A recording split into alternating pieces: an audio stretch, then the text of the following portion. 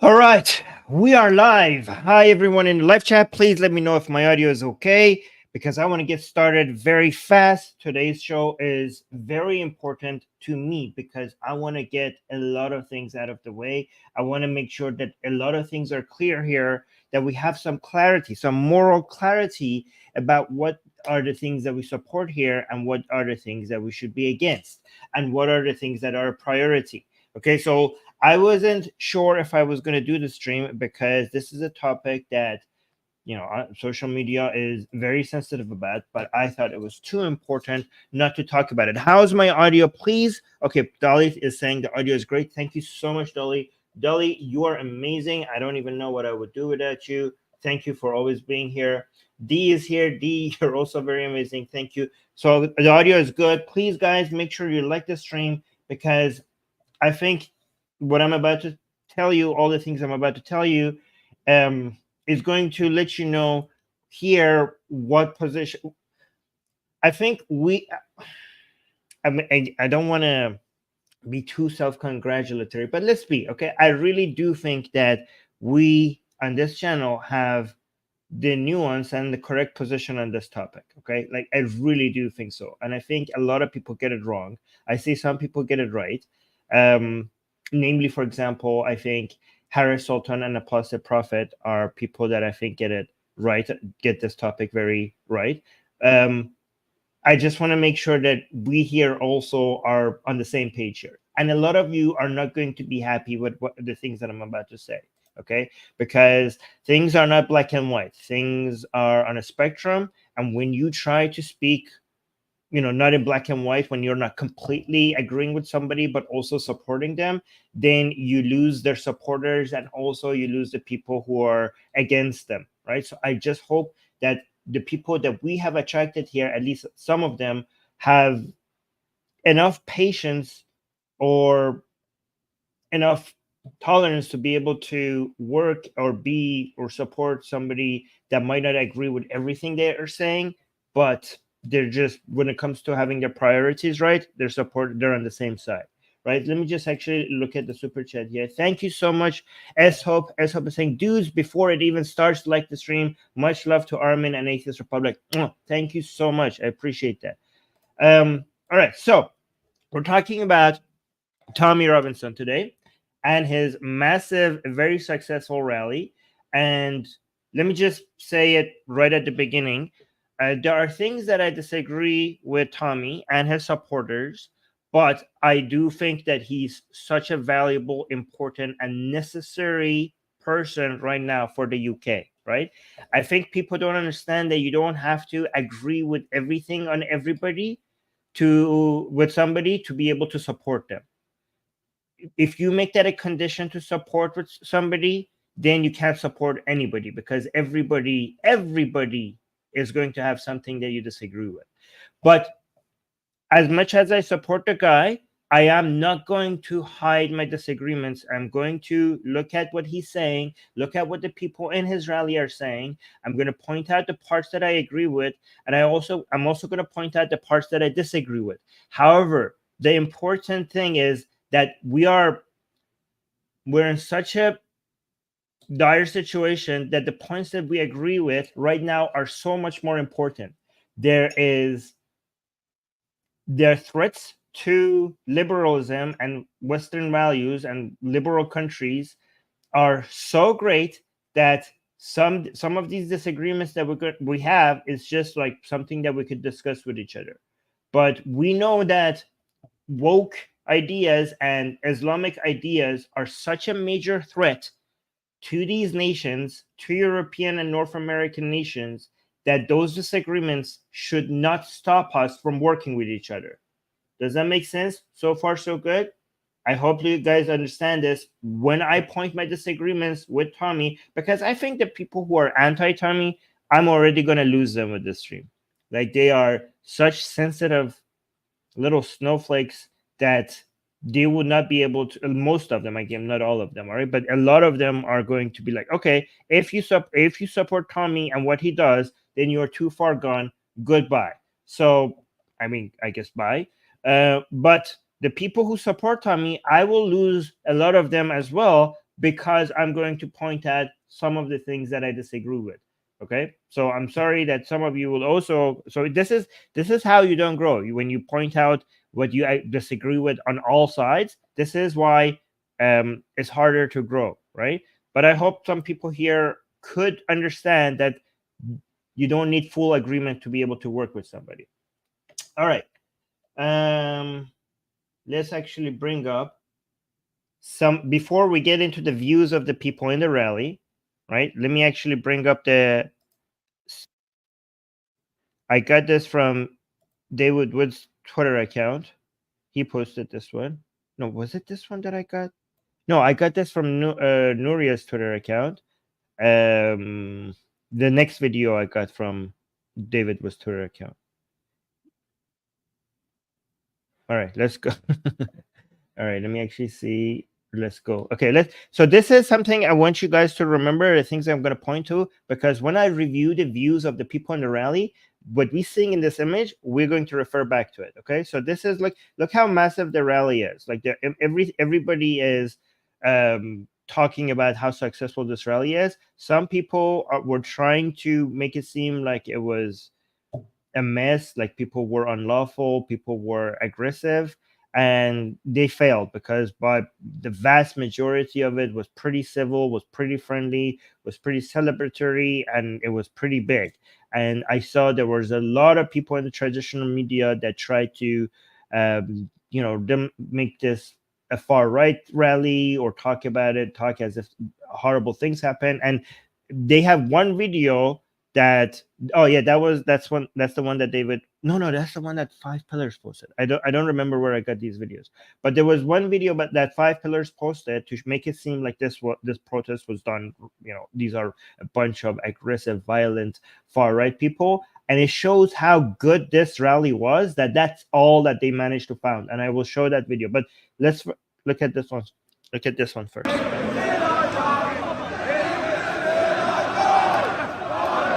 All right, so first thing I want you to guys is to notice, okay, and this makes me so happy. So there were a lot of flags seen at this rally, right? You saw UK flags, you saw Israel flags, which always, I actually participated many years ago. I participated in a Tommy Robinson rally, and back then I didn't know that these people are not far right. I just went to the rally to see what these people are. And when I was in that rally, I thought to myself, well, these can't be far right. There's too many Israeli flags here for these people to be far right. Okay, so like, yeah, that's not that. Yeah, why are there so many Israeli? And there was no news about Israel, but there were so many Israeli flags in a Tommy Robinson rally. So like, okay, there's no way that you could find Israeli flags in a far right rally. So that was like very educational for me. But what I want you to guys notice here, right, is what are the main flags that you see here right now in this rally? Can people mention to me? Yep. Well, I don't call it Persian, guys. It's Iranian, not Persian. Right? But guys, please don't refer to the entirety of Iran as Persian. Iran is only 50% Persian. Okay, it's Iranian, not Persian. Right? But yeah, it's the Iranian flag. Actually, let me make this educational for what the Iranian flag. When you see the Iranian flag, please make sure you refer to the correct flag. Let's make this a little bit educational for you guys as well. So, yeah. Let me share my screen. Okay, so this is not Iran's flag. I want you to all know that this is the wrong flag. This is the Islamic Republic of Iran's, the Islamic Republic's flag. Okay, the Islamic Republic in Iran, not of Iran. The Islamic Republic's flag. This is the wrong flag that everybody now considers their official flag. Okay, this is the correct flag. This is okay. This is the actual, and some people try to call it the monarchy flag. It's not the monarchy flag. This is the flag of Iran. For both Republicans and monarchists, this is the flag of Iran, right? This is not the monarchy flag. This is Iran's flag. for everybody in Iran. Okay, and so wrong flag, correct flag. Okay, and that was the flag that you saw so many of in the Tommy Robinson's rally, and this makes me so happy and so proud of these people.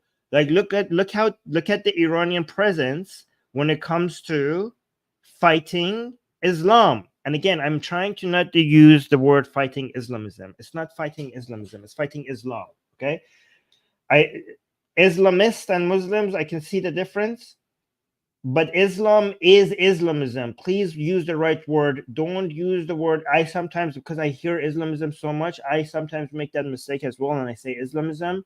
Islamism is Islam. Okay, so this is a fight against Islam, not Islamism, right? Yeah, guys, it's not Persia, it's Iran. It's not the word. The correct word is Iran, not Persia. Okay, let's make sure that Iran is a land of many different ethnicities, including Turks, Kurds, Bakhtiaris, Arab, Baluchis, so many people. So it's Iran. So Persia is not a country. Guys, stop highlighting misinformation. Iran is the correct name of the country. All right, Iran is the correct name of the country, and Reza Shah knew that. That's why he changed the name from Persia International to Iran. All right, so let's look at this rally. Yeah, please, guys, please like the stream.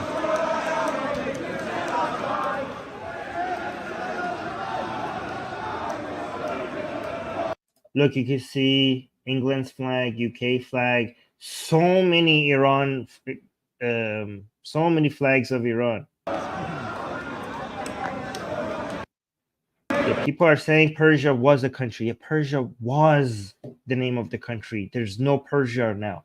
Right now is Iran, and that's the better name. That's the better name. Persia is like a foreign name given to this land. Even the ancient name of Iran was Iran. The ancient name, the modern name, the Persian name. Yes, Persia was the name of the country. It was the wrong name, and Reza Shah corrected it. Thank you. Iran was a kingdom. Yeah, but even Persia was not. Guys, stop, Dali, stop highlighting this. Yeah, these were the foreign names that were given to the empire. God damn it. Stop highlighting misinformation. Okay, guys, currently it's Iran. Okay, Iran. And it will always remain Iran. The name was changed from Persia to Iran before the Islamic Revolution by Reza Shah. And he knew that it was Iran. It was the ancient name is Iran. The modern name is Iran. And because Persia is such a disservice to all the other ethnicities of people in Iran, Iranians are not just Persian. Iranians are many different ethnicities. No, okay, so let me just highlight this. Doesn't Iran stand for Islamic Republic? No, Iran has nothing to do with Islam. Iran means the land of Aryans. It has not. The name has nothing to do with Islam. Iran is the name Iran. It predates Islam, the Islamic takeover of Iran. It's more ancient. Okay, let's go to this other video. Okay, good. Thank you. So this is the video that 5 Pillars posted to make it to show you how horrible the protests were. So let's watch this. Stop walking backwards. By the way, guys, I'm still not over the. I want to move on, but I'm still not over the fact that the main flag that you saw after that, the UK flag and England flag, the main flag that you saw in the protests were the Shiro Khorshid, the flag, the flag, Iran's flag. Doesn't that make you happy? Like, that makes me very happy. This shows that like Iranians are on the front line in fighting, an Islamic takeover of liberal countries. And you guys know why, right? You guys know why Iranians are on the front line, because you guys should use the help of Iranians in whatever liberal country you live in, like in France, in UK, in Germany, in Canada, in the United States, because Iranians lost their country to Islamism. So these are people with the knowledge and the experience and the correct warnings, you know, to the people of your nation. You know, the Iranians and Israelis are the people, the citizens of the two main countries that are fighting Islamism, and they understand the threat of Islam and Islamic takeover. So these are your, if Islam is your enemy, then Israelis and Iranians are your allies, right? So this is, I was so happy to see that. I wish there were more Israeli flags as well, but I'm so happy to see Iranian flags there. But I saw Israeli flags during the rally. So let's watch at this 5. So for people who don't know, 5 Pillars is an Islamic channel, and they were trying to show, they posted this on their Twitter account, and they were like, they're calling the protest Islamophobia, right? So let's see what happened. Islamophobic, sorry, Islamophobic. Camera people, start walking backwards. The cameras walk backwards.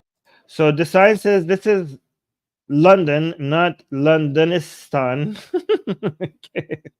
Which is funny. Well, technically, the name for England in the Persian language is Englistan. Englistan means the land of. So Englistan means the land of Anglicans, English, the English, yeah.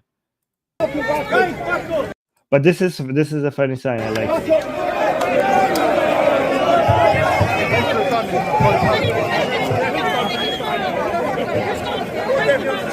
Yeah, so yeah, I am a Zionist, ex-Muslim, Canadian, Iranian. So of course I would say that. Yeah, who would you expect to say such a thing, right? Defend liberal countries, wave around the flags of Iran and Israel, coming from defend liberal countries from Islam, and get the support of Iranians and Israelis.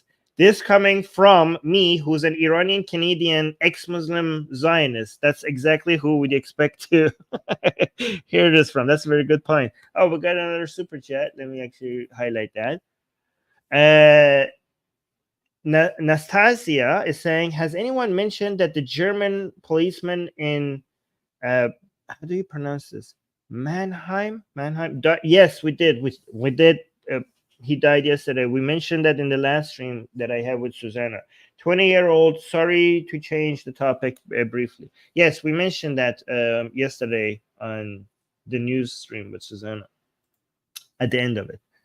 Make sure you go watch that. And thank you for the super chat. Okay, so they were shouting, Allah, Allah, who the fuck is Allah? Allah, Allah, who the fuck is Allah? And 5 Pillars were showing, this is such a great chant. I love it. And 5 Pillars was trying to post this to show that these are Islamophobe or Islam, far-right Islamophobic rally. I don't know if this is, I support this. I love this chant. Allah, Allah, who the fuck is Allah? It's very offensive to people with Islamic views, and it's not hateful to any group of, it's not targeting any group of people, which is a double win. You're not generalizing groups of people, and you're being offensive to an ideology, which is great. Both of them are great.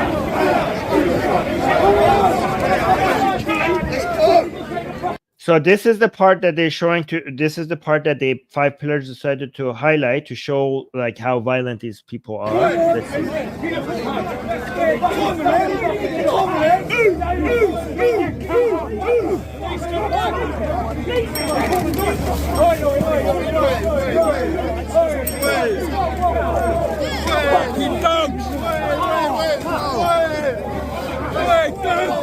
And we will not be.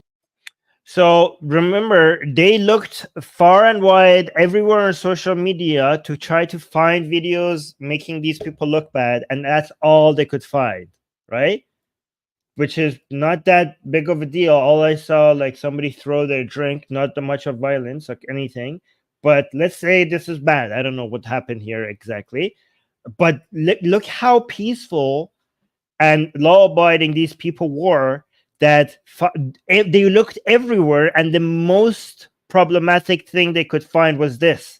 And I'm sure they looked everywhere, because that's the only thing they could, like, they were desperate in trying to make this make this look ugly, make this whole rally look violent and a bunch of like crazy people. And the fact that this is what they posted shows how peaceful the protest must have been, that this is all the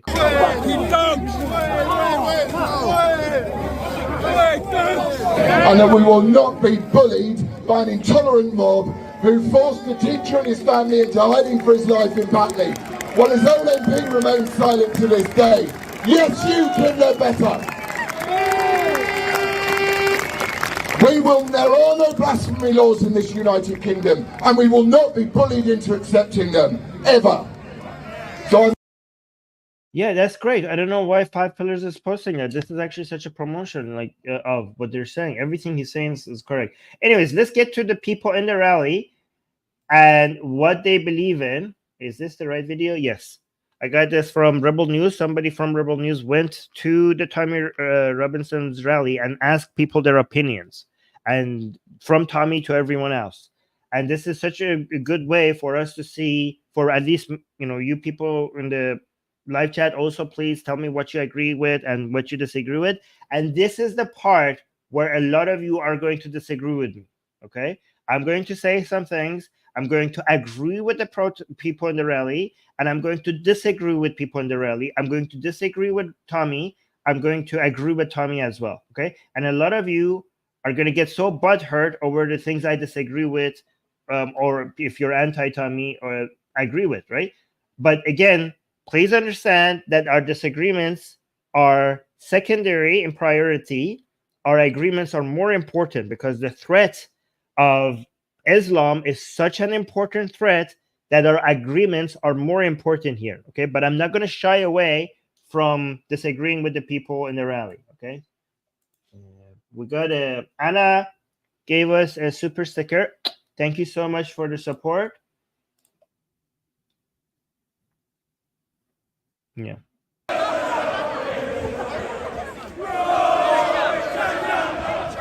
It's been a wonderful day. It's been a peaceful day. Everyone had a great time. We certainly sent them a message today, but we want today to be the start. We want to get planning. You see all the people there. The mayor. So that's a key point first. He says that we want this to be the start, okay? Because this is becoming normalized. Saying things about Islam, right? Saying offensive, insulting things about Islam is becoming normalized. So he's saying this is the start. This in the UK, this was such a big taboo, and it's becoming, a lot of people in the UK have these views, but they don't feel safe saying that. They feel like they're going to get the Islamophobic, they're going to be called Islamophobic or racist, or they're going to be ostracized, demonized by the community. And now the more these people, we have, rallies by Tommy, and the more people see, like, please people, if you go to these rallies, please be peaceful, because the more Tommy demonstrates how peaceful these rallies are, the more it's going to be easy for other people to join. And if nothing crazy happens, the next rally is going to be bigger, and the next rally is going to be bigger, right? So that's a key point, that he said that this is the beginning. So let's continue. Lucy's, the Lawrence Foxes, the Calvin Robinsons, the Cole Benjamin, all of them people. They're all a movement needs to be formed out. All of them sitting down together. Everyone who sees this country under attack, everyone who wants to solve it. They don't have to agree with every part of each person's politics. That's fantastic. Okay, I forgot that he said that. All right, I'm going to disagree with the politics of a lot of these people, but Tommy himself is saying you don't have to agree on every bit, all the details of each person's politics here, which is good. That's a good. Agree on the principal points: freedom of speech, stop sexualization of children, stop wars. Yeah, we don't want to go to war. Okay, Okay, so that part I disagree with. We don't want to go to war. Sometimes wars are necessary, and we're going to get more into this topic. Okay, you cannot defend Western or liberal countries without sometimes going into war. When your country is being threatened, or when your allies are being threatened, sometimes war is necessary. You cannot dismiss the necessity of going to wars sometimes. When you need to live, Western countries need to unite with each other and show strength against their enemies, against threats to their ways of life.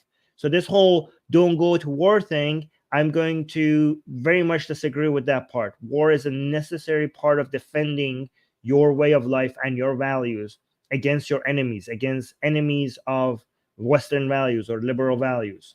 So that's the key part that I'm going to disagree with. Some globalist bullshit agenda. So that's it. Oh yeah, the globalist agenda. I'm going to get into this as well. I do think that as much as I support Tommy and everything he does, I think he has a lot of conspiracy theories that he believes in, and I very much disagree with him on that. Okay, globalist agenda and stuff like that. Which so it's interesting thing is that you can't find many anti-Semites in Tommy Robinson's rally. These people are not anti-Semites. They're not anti-Jewish, but they do believe in a conspiracy theory that many of them don't know comes from anti-Semitic conspiracy narratives that they believe in, right? But they themselves are not anti-Semitic themselves, like most of them are not, right? So, but again, I will get into why this war against globalism. Again, I do believe that to be a proper nationalist, you also have to be a good globalist, which I will get into more detail about that. Hey everyone, Alexandra Boy. So this is the promotion. A little bit to get into the protest, but thank you Rebel News for getting this videos, guys. Go subscribe to their channel or whatever, but I just want to make sure I get into the meat past the promotion area. Yes, D is pointing out as well, many of the people, Tommy himself and many people in this rally are unfortunately anti-vaxxers. These are unscientific views that a lot of these people have, okay, which I don't endorse at all. But these are our disagreements. Sexualization of children, gender ideology in schools. Yeah, I love Israel, which is, by the way, loving Israel is a globalist idea. Okay, so if you love your country, but there are also other countries that you love and you want to support,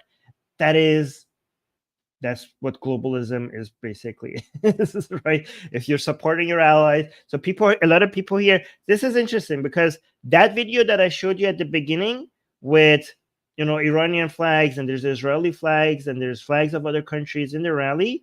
And a lot of people in the UK love that. And a lot of people in Tommy Robinson's rally love that. And they come out and say that we're anti-globalist. What do you think globalism is? Globalism is countries coming together and supporting each other. The problem is that we have had such a bad experience with globalism, that the globalism is basically countries working with each other, helping each other, trading with each other, not fighting against each other. That's what globalism is. And that's the best way to be a nationalist, because a good nationalist would understand that to defend his countries, they need allies. They need they need strong allies that support each other. That's how the proper way to be a nationalist, right? But the problem is that a lot of people that are doing globalism right now are not defending the values that made these countries great. So we have strong countries that became strong because of having the correct values and the correct way of life and the correct politics. And now what we have in globalism right now is that the countries that are working with each other under the institutions that we have now representing globalism, unfortunately, they're not doing a good job in supporting each other, not just militarily, but also ideologically, and supporting each other, the values that made these countries great. They have dropped they're not defending, they're opening the gates, basically, right? They're letting, in the name of globalism, they are doing things that is threatening your way of life. But just because they're not doing globalism right, that doesn't mean there's not a correct way to do globalism. We have examples of doing globalism correctly. When countries came together and defended each other against Nazi Germany during World War II, what do you think globalism is? When countries united each other and defeated Nazi Germany, that is globalism. During Cold War, when countries, Western countries worked with each other and defeated the Soviet Union, defeated communism, what do you think that is? That is globalism. But those two good examples of globalism, they understood that they're fighting against their enemies, not just with militarily, but also ideologically. Ideologically, Nazism was not just defeated on the battleground. Nazism was also defeated ideologically. Communism during the Cold War, that was not just a war of guns and tanks and bullets. That was an ideological battle, and that's why it remained cold, because the Western countries managed to defeat the Soviet Union in the ideological battleground before they even needed to do anything militarily. But unfortunately, this third threat, so Nazism was fought with both military and ideologically, so was communism and so Soviet Union. Unfortunately, now we're doing globalism wrong, because this new threat, which is Islam, now we have gone woke, and we think that this is just there's only a military solution. But just like those previous battles, we have to realize that this requires both a military response and an ideological response. We need to fight against Islam, but it's now too controversial to say. It wasn't controversial back then for Western countries to be anti-communist. It wasn't controversial for Western countries that worked with each other to be anti-Nazis, but now it's controversial to be anti-Islam, and that's the weakness of globalism today. So we need to replace this weak, pathetic version of globalism with a correct version of globalism, not to dismiss globalism. Anyways, let's continue. War in Ukraine draining taxpayer money, the two-tier justice and policing system, and the skyrocketing cost of living that suffocates everyone, and so on. Sound familiar? Yep, these issues are popping up all over Western countries. Tommy Robinson has been heavily censored and unjustifiably arrested just for doing his job. Today, he is premiering his... So Spacely is saying it's not that controversial to be anti-Islam in Sweden these days. That's what we need. We need to, if more nations, if more Western countries, more citizens of Western countries become more outspoken against Islam, eventually, and if, again, this is a dream, okay? And imagine if these countries knew that they had to defend their countries against horrible, bad ideas, okay? And then you wouldn't be against globalism, because now these countries can cooperate with each other. What globalism is just basically countries cooperating with each other. That's all it is. New film, Lawfare, and Justice Police have asked find out their system and what these crowd across West head. But hey, I know we want to lay out, and people are trying to. Okay, there we go. Right. Oh, and on that website, you can see all my updates while I am here. So now sit back and enjoy. No one's been able to get in. People are trying to get into Parliament Square, but there's no way in other than from Victoria, because the police are locked everywhere off. So we're walking there now. We're going to get to Victoria. We've got our banner we want to lay out, and then we're going to bring everyone from Victoria into Parliament Square. How many people in Victoria? I don't know, no. And even when we get there, I won't know, because I'm this big. So I'm always like, how many are here?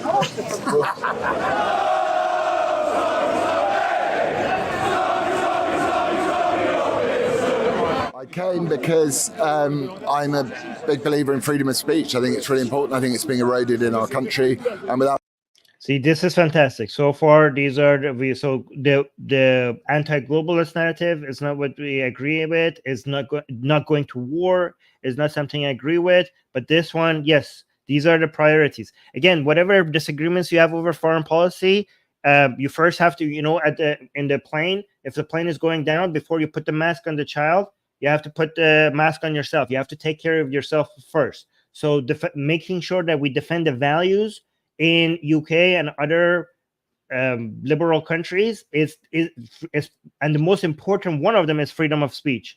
So this is such a high priority that all those other disagreements that I mentioned it doesn't matter relative to how important what these people in this rally are doing. Here's the thing: even for example, if I disagree with these people on vax or on them being anti-vax or them being conspiracy theories, like for example, Tommy Robinson thinks 9/11 was an inside job, and I think that's just crazy. That's like a conspiracy theory. But it doesn't matter.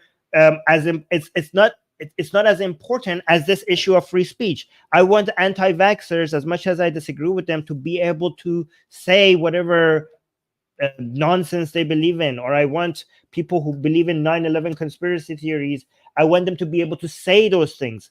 I disagree with them, but I need them to be free. We all should want them to be free to say those things. Freedom of speech, you don't have a democracy, you don't have anything even vaguely resembling a democracy, everything becomes tyrannical, and it's being suppressed across the world, and it needs to stop. The reason why I come here today was...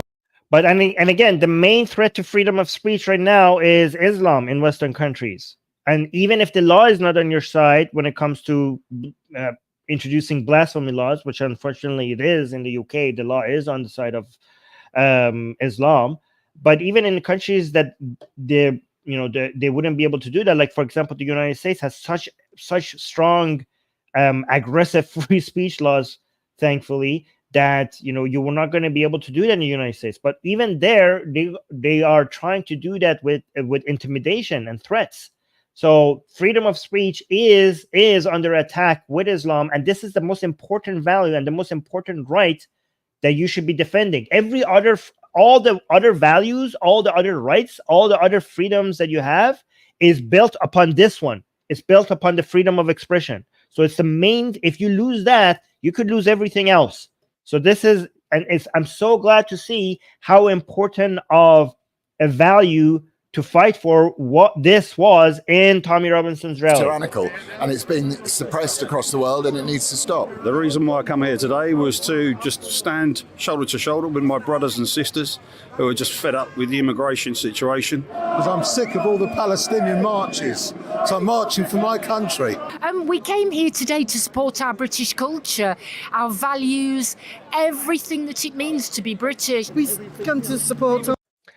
So these values, it's interesting. What are these values? I have been going back and forth with regards to what to call these values. Some people call them Western values. I try not to call them Western values because these are such important values that work everywhere, not just in the West. Like these are the same values. The values that is making UK a great country or United States a great country. These are the same values that is making Japan and South Korea a great country. And these are not Western countries. These values work everywhere they are implemented, regardless of them being West or East. So I sometimes call them liberal values, but so many people associate liberalism with the left, unfortunately. And that's why a lot of people get confused or don't like it. I dismiss it when I call them liberal values. Some people try to call it classical liberal values because the word liberal has been taken by leftists. I don't like that either because I don't want to give up liberalism to leftists. So what another label that we could use for them is Enlightenment values, because these are values that were popularized in France and the UK during the Age of Enlightenment and eventually implemented in the US before they were implemented in France or the UK. So Enlightenment values might be another name to call it. But again, for this group of people, if I call them Western values, they will buy into it more. These are all the same thing. The Western values, Enlightenment values, liberal values, these are the same thing. But if I'm talking to a right-leaning audience, they will be more supportive of it if I call it Western values. To a left-leaning audience, they will buy more into it if I call it liberal values. But maybe something in between would be Enlightenment values. Tommy Robinson, because he's the only one that speaks the truth. 5 or 6 years ago, I spoke out in his defence because I felt I had to. Because when they start locking people up for what they say, then your turn may come later. It's important. It's time the British people spoke up. What you can see is... Wait, what did that lady say something that I would disagree with? I want to make sure I didn't miss it. He's the only one that speaks the truth. 5 or 6 years ago, I spoke out in his defence because I felt I had to. Because when they start locking people up for what they say, then your turn may come later. It's important. It's time the British... Okay, so here's another disagreement that we're going to have here with Jewish people and Christian viewers of mine, because I'm an atheist. But there is an attempt. So Christians in Israel, for example, there's an attempt to say the origins of these Enlightenment values are Judaism, just so that they could maintain the Jewish identity of Israel. And also in historically Christian countries, these Enlightenment values, Christians try to say that the origins of these are Jesus and Christianity. I also disagree with that. And I have a history with that because in Islamic reformists also try to pretend that these Enlightenment values that made Western countries great, originally they come from Islam. And also in India, Hindus try to make it seem like these Enlightenment values that made Western countries great, they came from Hinduism, right? So in India, they claim it came from Hinduism. In Islam, Muslims claim that it came from the Abbasid, the golden age of Islam. Jews claim that it came from Judaism, and Christians claim that it came from Christianity, which shows how great these Enlightenment values are, that people with religious values all try to claim they came from the religion. But my belief is that it didn't come from any religion. In fact, the Enlightenment, the Age of Enlightenment, was a fight against religious values. It wasn't inspired. It didn't come from religion. It was a move away from it and against it, even sometimes. People spoke up. What you can see here today is a result of years of neglect of our country, the treason of our country. Yeah, exactly. Kenny is saying everyone claiming that liberal values, everyone claiming liberal values kind of shows how great they are. Yeah, it shows how, and some people argue that just let them claim that, right? So for example, if we want Israel to continue being liberal and secular, and if, like, for example, a lot of Israelis want to maintain a Jewish identity for Israel, why not just let them say that, oh yeah, the liberal values came from Judaism, just so that they keep the liberal values? Again, I don't agree with that. I always think that we should always say the truth and fight for the truth. But this is basically the same thing that Ambedkar tried to do in India by taking Enlightenment values and try to attribute them to Buddhism, because the Enlightenment values are Western, and people are sensitive about adopting Western values into their own countries because it seems like they're inferior, as if it came from somewhere else. They want to support something that is native to their own land, and that's why, like, for example, Ambedkar's solution was to claim these are Buddhists. So he wanted to move away from Islam and Hinduism, but he wanted something local to support these Enlightenment values. So he picked Buddhism, and he pretended that all of these came from Buddhism, but they didn't come from Buddhism. Oh, we got two super chat. We got a super chat by Rory saying, "I love liberal values. Free speech is very important." Thank you, Rory, for the £2 super chat. And then we have another Bender. Oh, Bender just gave 5 Atheist Republic memberships to the people in the live chat. Well, thank you so much, Bender. I miss you. The people have been let down. They keep calling us names. They keep throwing labels at us. All I see here today is wonderful British people of all races, creeds, colours and religions that want peace, unity and love in this country. So so it's important that he says that from all people, races and religions. Here's the thing: there's also this fight against Islam. It can be done with the help of Muslims as well. Okay, I'm anti-Islam. I'm not anti-Muslim. If a Muslim is supporting Enlightenment values, if they're supporting free speech, secularism, democracy, all of that, we could work with them. We would disagree with them. So that Muslim would say that this does not contradict Islamic values, and they would be wrong. But at the end of the day, and I'm not going to shy away from that. Like, if a Muslim, for example, is promoting free speech or secularism, and if you talk to her and she says, well, this doesn't contradict Islam, I could work with her for free speech while disagreeing with her. Like, just because what she's saying contradicts Islamic values, and I will point that out, doesn't mean that she cannot be my ally. She can still be my ally in fighting for free speech. Does that make sense? This is not a contradictory position. To appreciate her work, her support, and at the same time disagree with her regarding her stance on Islam. Can have the right to march and protest like the Palestinian people do. People are saying not going to happen. It is happening again. We've got totally different rights than they have. We need to stand up, we need to stand tall, we need to stand proud, and we need to fight for our rights and freedoms. I've come here today to stand up for my freedoms, for everybody in the nation. There's a 2-tier policing state that's currently going on. There's a world agenda to take over nation states. This is going to be a film about. Oh wait, that was a crazy. Sometimes I forget to mention the parts I disagree with. So that one, the first part I agreed with, the two-tier police situation right now For in the my UK. freedoms, for everybody in the nation, there's a two-tier policing state that's currently going on. There's a world agenda to take over nation states. There's no world agenda to take over nation states. Okay, the globalist agenda is actually to defend nation states. Again, there many times there are examples of them doing a poor job at it, right?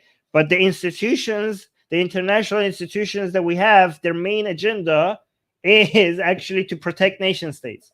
This is why globalism and nationalism do not contradict each other. Globalism, the best way to do nationalism, if you care about your nation. So, I mean, with the experience of World War I and World War II and the Cold War, I think people should now have come to the conclusion that it takes a global unity to fight against threats. And the threat that we also now have, Islam is a global threat. A global threat requires a global response. So right now, our international institutions are weak and pathetic. The response should not be to get rid of international institutions. The response should make them strong against these threats. You're not going to be able to win this battle alone against such threats. Again, Islam is a global threat. A global threat requires a global response. We need unity. We need to work with each other. I mean, you just look at the flag right after he said that. Look at the image that they're showing right after he said that. The flag of Israel is there. You guys are doing globalism right here. You're just doing your version of better globalism compared to their pathetic version of globalism. This, what you're seeing in this image, when you see the flag of UK right next to the flag of Israel, that is globalism, and it's the good kind of it. It's cooperation against common enemies. It's working with each other.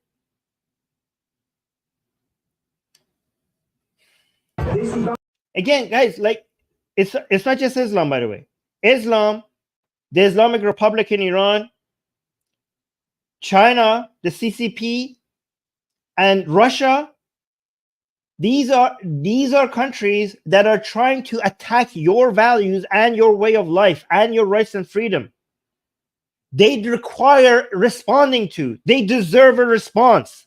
And your country will never be strong enough by itself to respond to them. It requires global communication and global cooperation to respond to these great threats of China, Russia, the Islamic Republic of Iran, which is the main sponsor of a global Islamic Ummah. I don't know. You're saying there's a global agenda. Again, the United Nations, which is the main institution that you can think of, their supposed agenda, if you look in, their whole point is to defend nation states. Now they're doing such a bad job at it. Yeah, but you need to fight to make them better, not to get rid of them. You can't do this alone. You cannot win this fight alone. No, so somebody's saying focus on your own country. You can't. Let me tell you how this doesn't make sense. Okay, if you want to focus on your country, you need to work with other countries. You cannot just close off your country and think that you're going to be safe now, because your enemies. First of all, like I said, this is not just a military battle. It's also an ideological battle, and ideologies do not recognize borders. You need to defend your borders. You need to be very strict about who you let in. That's true, but that's not going to be not going to be enough. Even if you completely close off your borders and you do not go on an offense, because a strong defense is a good offense. So if you want to defend your country, you need to pass your borders. You need to attack. You can't just stay at home and close off your border and think you're going to be good. Because your enemies, if you don't go on an offense, your enemies will take that time to become stronger and stronger and stronger and spread their tentacles everywhere on the map of the globe that you are not being active. And you thought that you were being strong by just playing a strong defense all this time. But eventually they will be strong enough that when they come for you, your borders are not going to be enough. So you need to go on an offense, and your forces, your power is not enough. When you're going on an offense, you need your allies. You need strong. If you want to focus on your country, you have to understand that you require strong allies. Any country that becomes great, look at the history of how Western countries became great countries. Western countries became great countries because they relied on their allies. They didn't dismiss the importance of cooperating with strong allies. That's how Western countries, and also Japan, Taiwan, and South Korea, became great countries. This is nationalism requires playing the globalism game properly. Let me give you an example, all right? Let's say your neighbor attacks you and kills one of your children. And then in response, you're going to build the most amazing security system. You're going to have dogs, you're going to have cameras, you're going to have drones watching your house, you're going to have booby traps, everything, so that the rest of your children are not killed by your neighbor. And then you're sitting in your home and you're watching your neighbor, and your neighbor is buying tanks, your neighbor is buying weapons, your neighbor is talking to your other neighbors, trying to get them united to attack your house, and you're just sitting there and you're like, okay, my defense system is good. No, at some point you're going to realize that if I don't get out of my house and do something about this, it doesn't matter how good my defense security system is. I have to step out of my house, and I have to go talk to my other neighbors so that we can unite with each other against this menace in the neighborhood. That's what globalism is. Globalism is recognizing that to defend my country, I need to get out of I need to go beyond my borders, and I need to unite with my other neighbors and other countries. Let me see.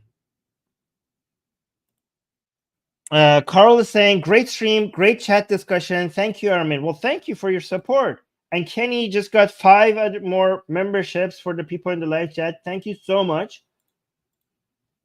Nastasia is saying the basic concept poorly articulated is that Europe is based on Judeo-Christian values, Greece and Roman culture, and the Renaissance.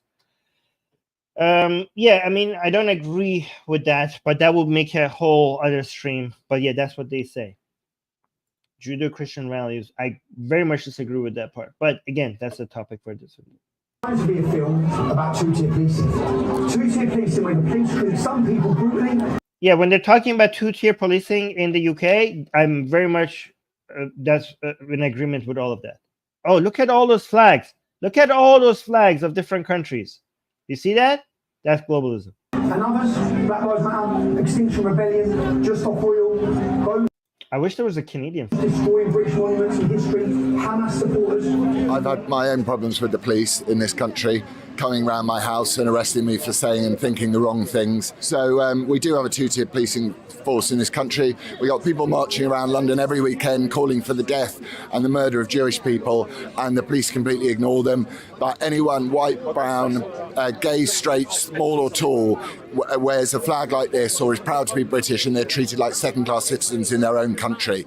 I'm an Englishman, I'm a veteran, and I feel like a second-class citizen in my own country. I don't blame the individual police officers, I blame those higher. I blame the government, I blame the Mayor of London.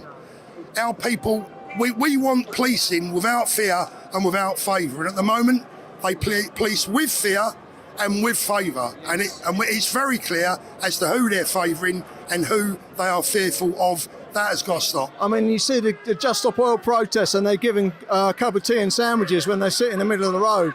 We get attacked, we get trampled by horses. That house to your right.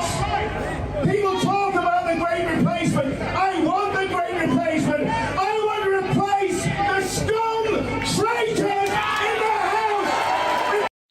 So the great replacements is also, I don't think there's a planned from the top. So I don't believe in these conspiracy theories. I do believe people are letting in immigrants in large numbers from countries, people who have the wrong values, people who have the wrong culture, and this is a huge threat to the UK.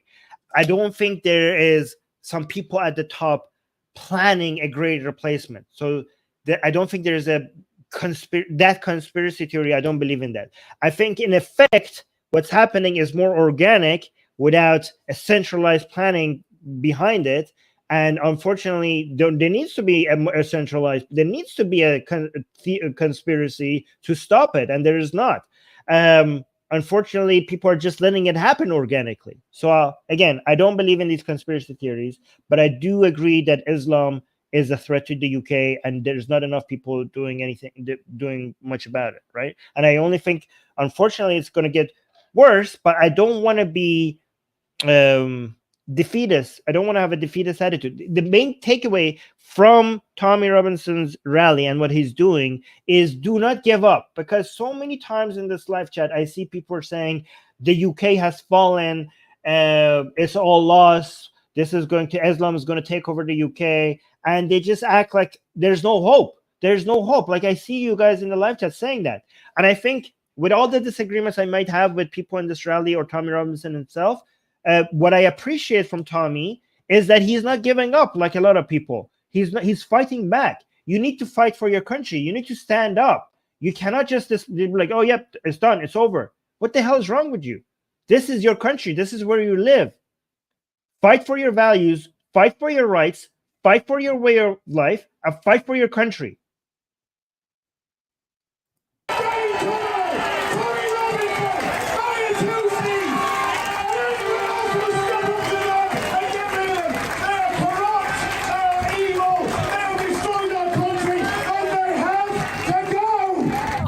Main dividing line in politics these days is not between left and right, it is between patriot and globalist.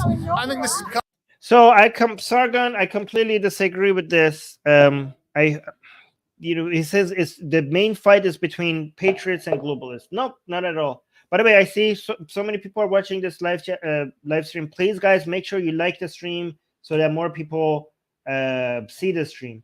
This is missing the point, okay? He's separating the battle of this good and evil between the patriots being on the good side and globalists being on the evil side. Again, patriotism requires you to also be a proper globalist. The fight, the actual correct division is people who are supporting these Western liberals or Enlightenment values, whatever you want to call it, and people who are against it. And it's interesting because Sargon also considers himself to be a classical liberal. But classical liberalism understands the importance of global trade, global cooperation, global institutions. I don't understand what is all this anti-globalist narratives comes, and I don't know if these people know, comes from this anti-Semitic, anti-Jewish conspiracy theory, thinking that there's this master plan to ruin the whole planet. There's no such thing. We need to replace bad globalism with good globalism in the same way that we did during World War II and the Cold War, where countries come together and fight for the proper values.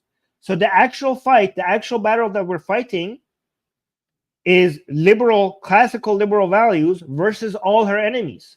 And her enemies are Islam, wokeism, Marxism, and all other dogmatic beliefs in general.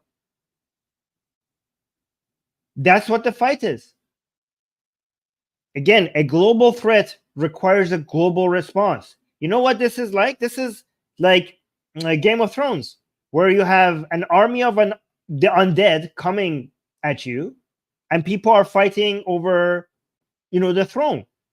And it doesn't really matter who's sitting on the throne if you don't respond to that global threat. And to respond to that global threat, which is the army of the dead, you need all of these houses to put their differences aside and work with each other. That's exactly, and all these houses putting their differences aside and working with each other against the army of the undead, that's what globalism is. And you think that contradicts nationalism? That's you saying like, oh no, it doesn't matter what's happening, I need to focus on my own house. I need to focus on House Stark or House Lannister. Like, okay, it doesn't matter which house you're in if the army of the undead takes over the globe. So these houses need to work with each other. Working with each other is globalism. Evidence.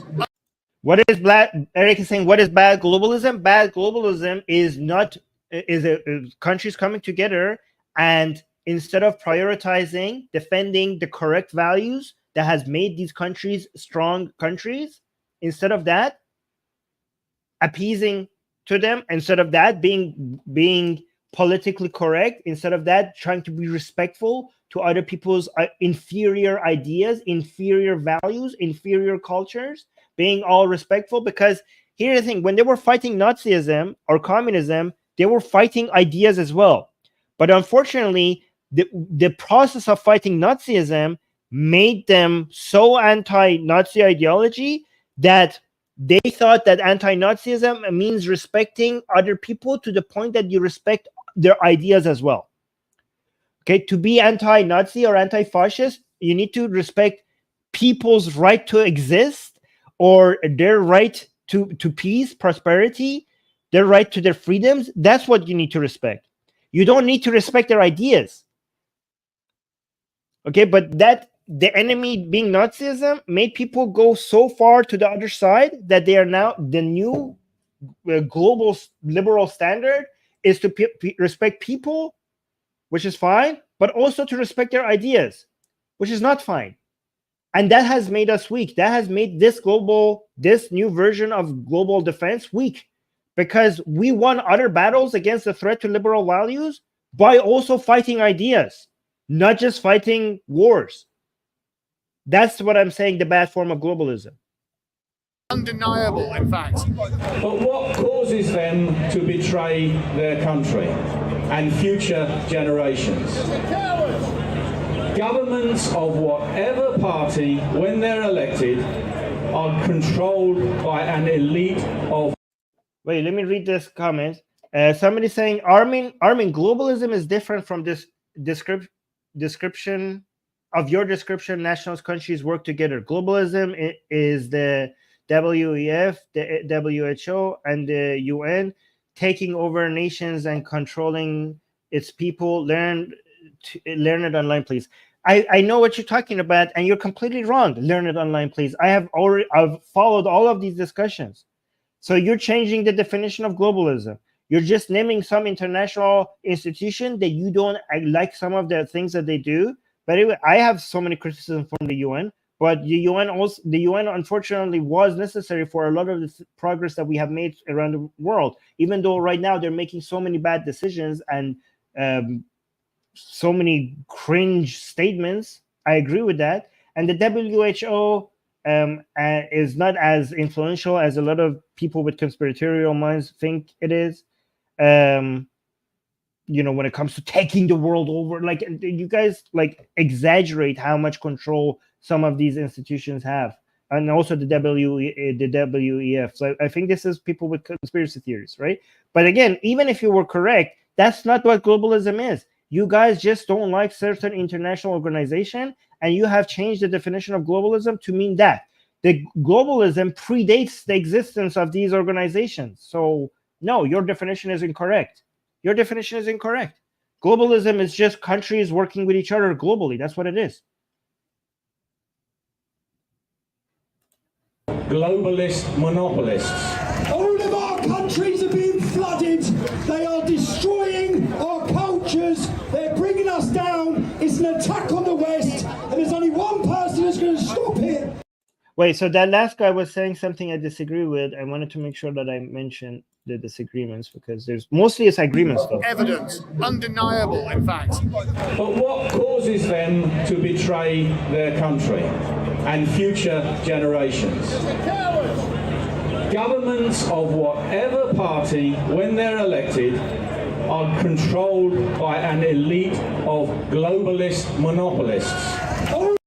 Yeah, no, this is a conspiratorial. The world is not that simple. Your problems is not just a few global elites sitting in a dark room and smoking cigars and be like, how can we destroy the world? It's not like that. The world is not that simple. A lot of these things are more organic than you think. This is not a global conspiracy to destroy your nation.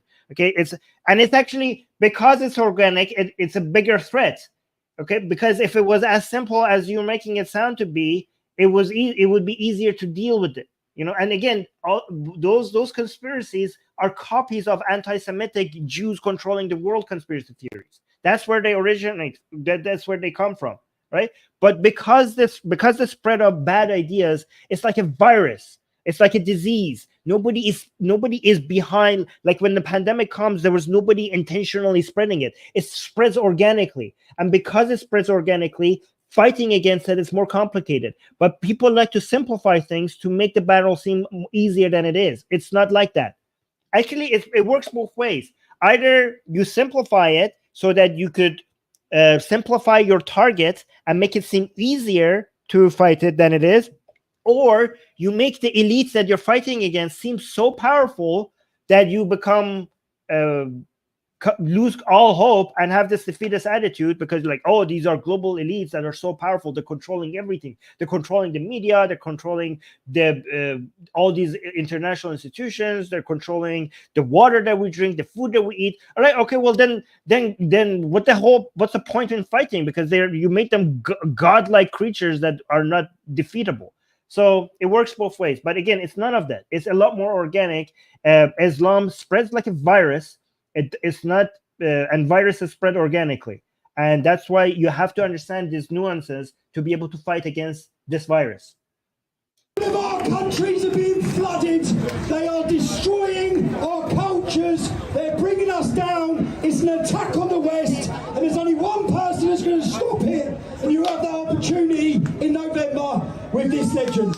Immigration, 100%. It's sapping our resources. It's changing the English culture, the British culture. It's changing us all. But immigration's out of control in this country. All the migrants are coming in and they're all men. Where are all the women? Problems like uncontrolled immigration, etc., all boil down to... Well, unfortunately, it's not all men. You think it's bad that it's all men. It's actually worse that it's...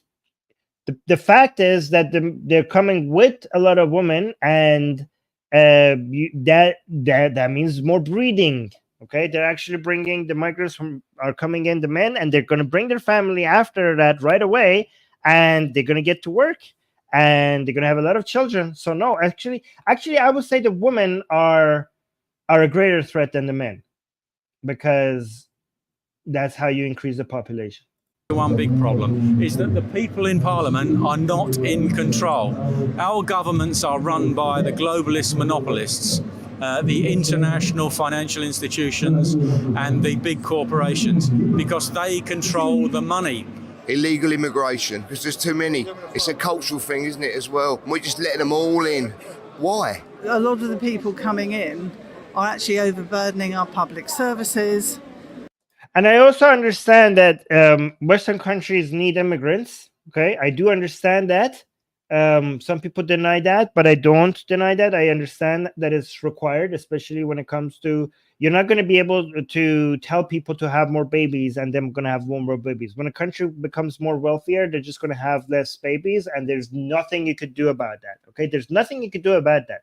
You can't encourage people to go see what other countries, how successful other countries were when they were encouraging people to have more. This is such a big fact of the economy and the structure of family and work that no forcer is going to be able to undo that. When your country becomes more powerful and becomes more economically wealthy, people are going to have less children, right?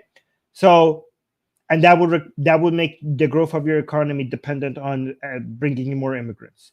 That's just how it works. Nobody can stop that. But even if you do need immigrants, and again, when the economy needs more immigrants, at some point the economy is going to find its way to politics, and no amount of rallies is going to be able to stop that as well. So what is your solution has to be to just make sure you get the right immigrants. Okay, like there's enough countries that are not Islamic. You know, there's Philippines, there's Vietnam, there's South American countries, there's non-Islamic African countries. Why are you bringing most of your immigrants from Pakistan? Like, what the hell is wrong with, like, why is that? Like, just bring immigrants from other places. Bring immigrants with countries with the proper values. and bringing in basically cultures that are in direct opposition to our own, and particularly in regards to things like women's rights. Well, the problem is that our parliamentary representatives aren't representing the issues that concern the people, and what concerns the people is our cultural issues. They don't like the fact that the houses, the hotels, the health service, everything is being given away to anyone who's just not British. They want, the point of those people is to serve us. We are not their slaves, and that's they treat us like we work for them. And it's the wrong way round. But for me, as a father and a grandfather, I will always say child grooming, first of all. We have to look after our children. As a nation, if we can't look after our...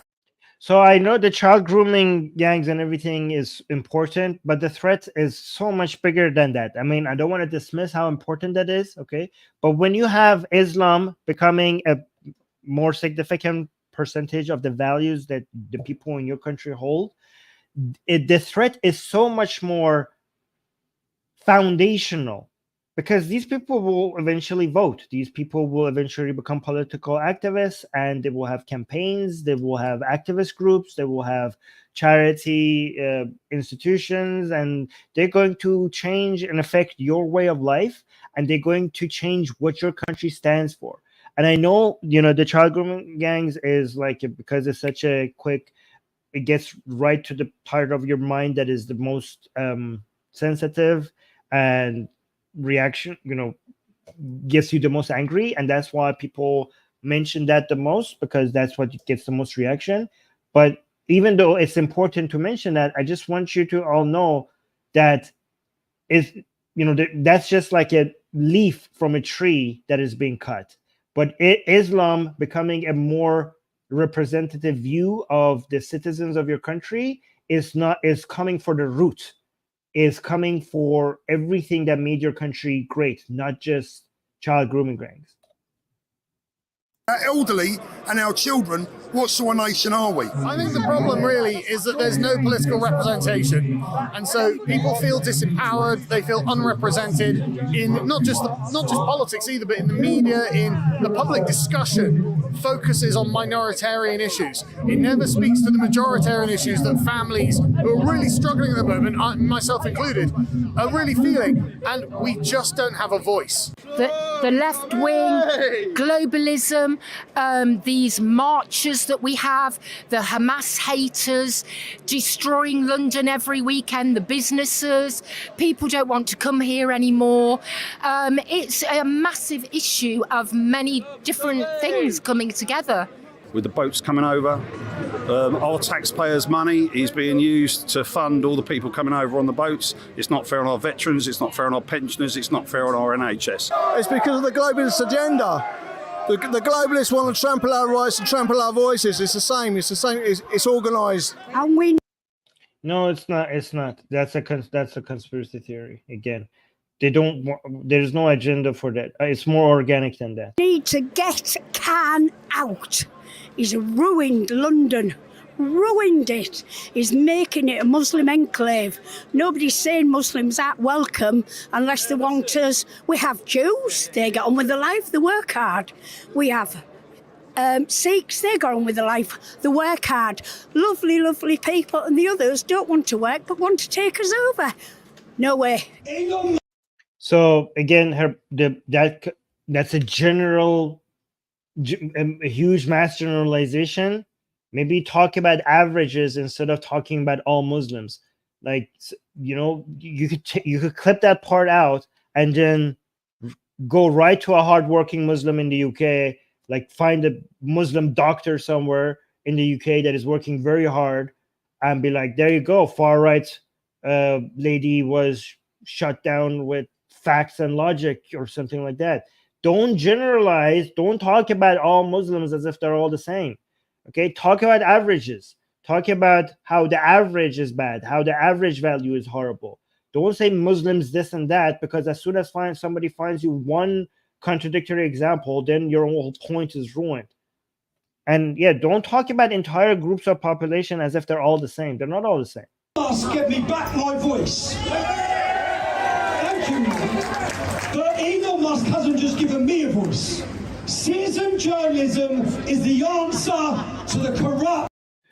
Look at the Israeli flags Okay, so the main two flags I saw in this rally were Iran flags and Israeli flags. That's just, I don't know why I keep saying that. It just makes me so happy.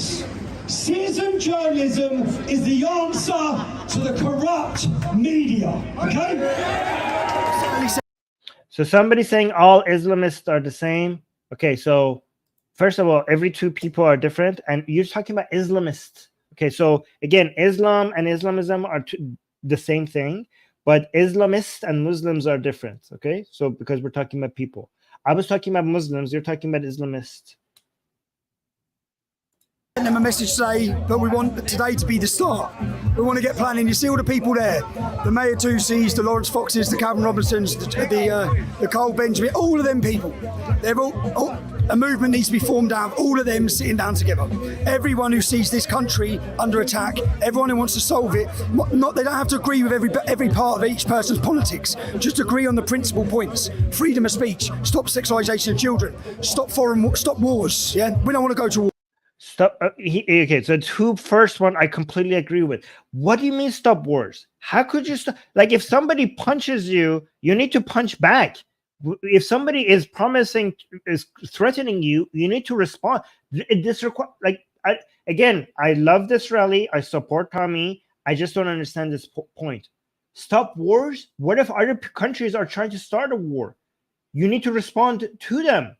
If somebody is an aggressor, it requires a response. You need, as a country, you need to demonstrate your deterring power. If your allies are being threatened, you need to also help them, because they will help you when you are being threatened. Stop wars? What is this pacifist attitude? Stop wars. Like, stop wars. Who do you think that helps? It helps China. It helps Russia. It helps the Islamic. If you say stop wars, that helps the Islamic Republic of Iran. If you stop all wars, then they're going to grow so all over the planet so much that eventually your country, the isolationist attitude is not going to work. Eventually, you're going to be alone.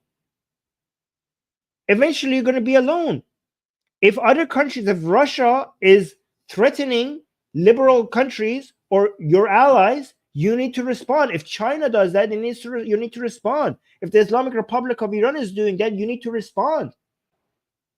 It requires a response. How could you be anti-Islam and be anti-war at the same time? Like, if you're anti-Islam, do you understand that the Islamic Republic of Iran has a plan for a global ummah to take over the planet? Are you not going to respond to that? To be anti-Islam properly, you need to fight both battles. You need to fight this ideologically and also militarily.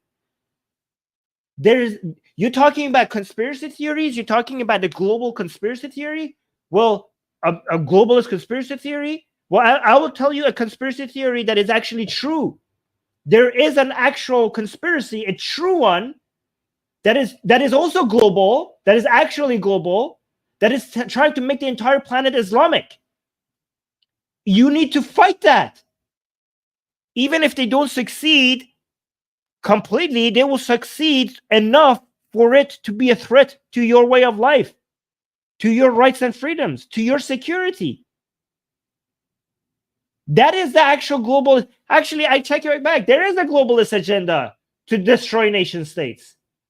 Okay? It's just not in Brussels. It's just not in The Hague. It's just not in the UN in New York. It's in Tehran. The actual globalist agenda to destroy nation states is the Islamic one. It's from the Islamic Republic in Iran.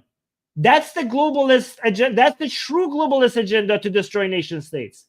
And they actually believe that they want to, unlike the UN that is supposed to protect nation states, the globalist agenda in Tehran is actually against the concept of nation states, including the one that they're in.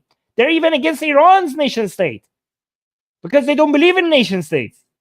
That's the globalist agenda that you need to stop. And it requires both an ideological response and a military response. You cannot just sit at home and build your borders and think you're going to be safe. They're coming for you. And if you don't go for them, they will become strong enough that your borders is not going to stop them. The best defense is an offense. Okay, not for some globalist bullshit agenda. Again, I love this guy.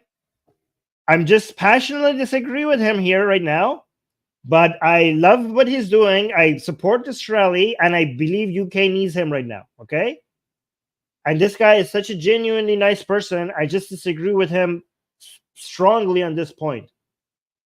Like he's the opposite of so many things that people made me believe. Calling him a racist, calling him a hooligan, calling him so many different things. They're all untrue. And whatever disagreements you might have with this guy, this is what UK needs right now. But again, that's not going to stop me from mentioning my disagreements. So yeah, somebody's Tommy nice. What the F? Yeah, Tommy is actually a genuinely nice person. Such a genuinely nice person. I don't know how people manage to make such a demon out of it.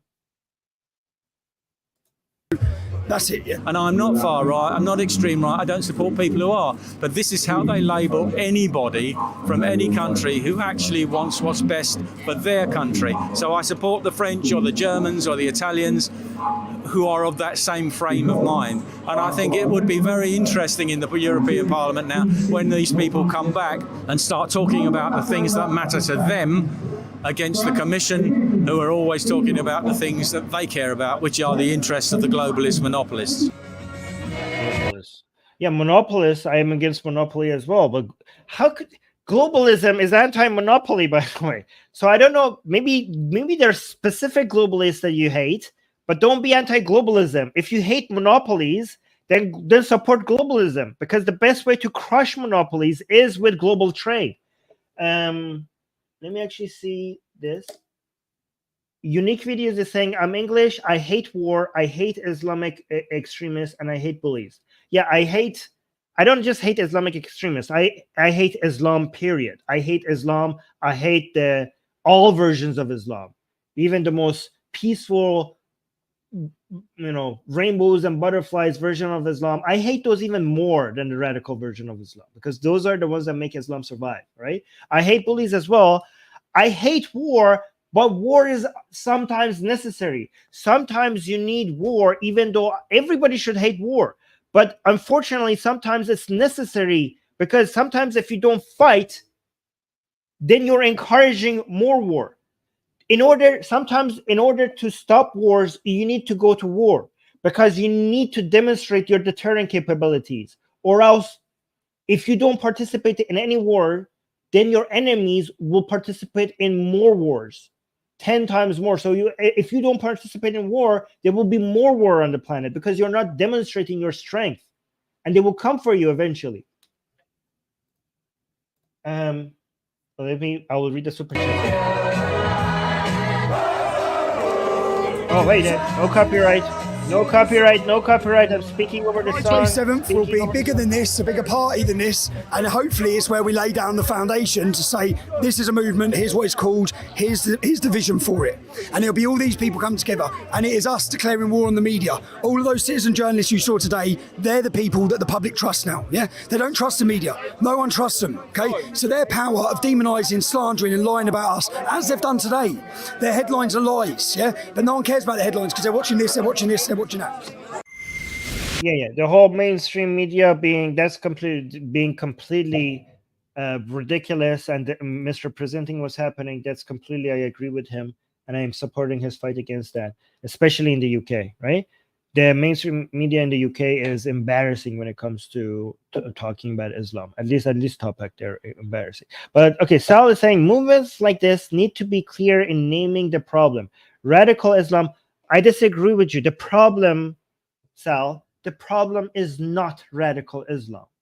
The problem is not radical Islam. The problem is Islam. Right? There is no good version of Islam. The so-called good versions of Islam are actually more dangerous than what people refer to as radical Islam. Again, I'm not anti-Muslim, all right? I'm actually pro-Muslim, but I'm anti-Islam, and I'm anti every single version of it. And the more peaceful versions of it are actually requires more fighting against. Those are the most dangerous ones. Those are the Islam. The problem with Islam is that it has radical and peaceful versions. Just like a virus, that doesn't always express itself in the patient, that doesn't always show its symptoms in the patient, and that therefore it spreads farther and wider. Islam is more dangerous because it has radical and peaceful versions. The peaceful versions is what makes it more dangerous. So don't say the problem is radical Islam. Please call it. Don't be shy. You're not an extremist or racist or bigot for saying this. The problem is in Islam, the entirety of Islam. The entirety of Islam is a problem. Okay, so you're saying radical Islam, radical religious ideology in general, nothing to do with race, ethnicity, or different cultures or globalist elites. Right, yeah.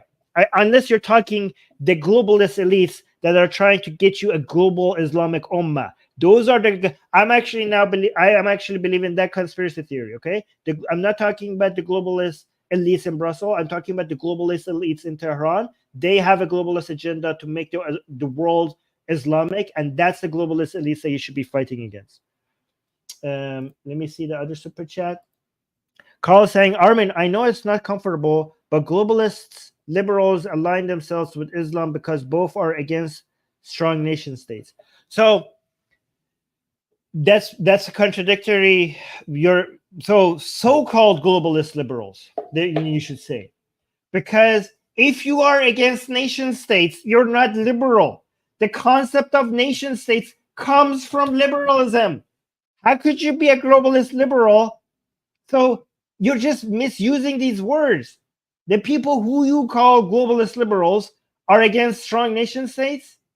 The globalist liberals invented nation states. So maybe we just have different definitions for what these words are. Yes, I think you guys are misusing liberal for leftists. Like far leftist, communist, Marxist, woke, you call them liberals. Okay, from where I come from, we don't call these Marxists, wokes, leftists, we don't call them liberals, okay? We actually call those people, if you are against nation states, you are anti-liberal. You're illiberal. One of the greatest inventions of liberalism was the concept of nation states. Maybe you should call them classical liberals so that people understand what I'm talking about. But anyways, thank you so much for the super chat. I wanted to respond to this as well, and then I need to go get ready for my Persian stream. Guys, if you make sure you like the stream, I need more people to see this, okay? I need more people to see this, and shame on you if you're not liking the stream. Shame, okay? Because even if you disagree with some of the things I said, I think this is a good conversation, okay? At least we're more clear about what we disagree on, okay? We could continue this conversation. I think this conversation needs a bigger audience. So please like the stream so that more people end up seeing this. Thank you. Mind Your Own is saying, I think you are being very naive. Can you imagine what would happen if Tommy said we should go to war? Ridiculous. Also, there is global agenda to gain control, not anti-Semitic. All right, so you completely misunderstood everything I said, Mr. or Mrs. Mind Your Own. I didn't say Tommy should say we should go to war. I just disagreed with him when he said that he's against all war. Maybe he could say, like, maybe he should just say that we're against pointless wars, so that he's not just anti-war entirely and he doesn't sound like a pacifist. I didn't say Tommy should come out and his Israeli ask for war. Did I say that? What are you responding to? You're saying ridiculous. You're the one who's being ridiculous because you're responding to something I didn't say. And also saying there is a global. You misspelled that. There is THERE, not THIR. Okay. There is a global agenda to gain control. Okay, repeating a claim doesn't make it true, right? You don't have any evidence to gain control. What do you mean to gain control of what? Okay, so what I was saying was there is no global agenda to destroy nation states. That's what I'm responding to. To gain control, yeah, of course there's a global agenda to gain control. That's the whole point of having global institutions. But control of what? Destroying nation states? That's the part that I disagree with. And also, you said it's not anti-Semitic. I didn't say these people are being anti-Semitic. I didn't say that people that believe in these conspiracy theories are being anti-Semitic. I specifically said they are mostly not anti-Semitic. I specifically said that they don't know the origin of this conspiracy theory comes from anti-Semitic conspiracy theories. By saying they don't know that is me saying that they're not anti-Semitic themselves. God. So you're calling me ridiculous, but you're not even paying attention to what I'm saying. You're not even responding to what I'm saying. Okay. Anyways, that was it. Important lessons. I support nationalism. Nationalism is good. Civic nationalism specifically is really good. Defend your country. Stand your ground. Fight against your enemies. Globalism does not contradict that. We need this horrible globalism that we right now have with more proper globalism that understands that the need to fight bad ideas. Right? You need countries to cooperate with each other. Use your terms correctly. Liberalism is not leftism. Liberalism is actually when you say, yeah, I fight for free speech. When you say I fight for my nation state, I'm defending my nation state. These are liberal values. So you're anti-woke people, you're anti-Marxist, you're anti-Islam, you're not anti-liberal. So because leftist people have been using the word liberal to label themselves, you think you're anti-liberal. You're not actually anti-liberal. But most importantly, do not give up. Do not have a defeatist attitude. UK has not fallen. UK is not lost to Islam. Your country is still standing, and you need to fight for it. Do not have a defeatist attitude. Do not give up. Your country is worth fighting for. Anyways, love you guys. Thank you. Love only the ones who liked. I don't love you if you do not like. I do not love you at all. I hate you, in fact. What the hell is wrong with you? But love the rest of you who like the stream. Thank you so much. If you're watching this on Twitter, I know a lot of you are watching this on Twitter. There is around 400 people watching this on Twitter. Make sure you come to Atheist Republic YouTube channel and subscribe to the channel and hit the bell notification as well so that when we go live, YouTube tells you. If you subscribe, YouTube is not going to tell you when we're going live. But if you hit the bell notification, it might actually tell you. So please do that. Anyways, thank you guys. Until the next, I'm going to go to get ready for my Persian show. For people who don't know, this channel, the Atheist Republic, is the English channel. We have a sister channel, which is in Persian for a mostly Iranian audience. So right after the show, I'm going to go do my Persian show on the channel called Jomhuriya Bi Khodayan, which means Atheist Republic in Persian. If you speak Persian, hop over to the channel Jomhuriya Bi Khodayan because our live stream is going to start soon there in about an hour or so.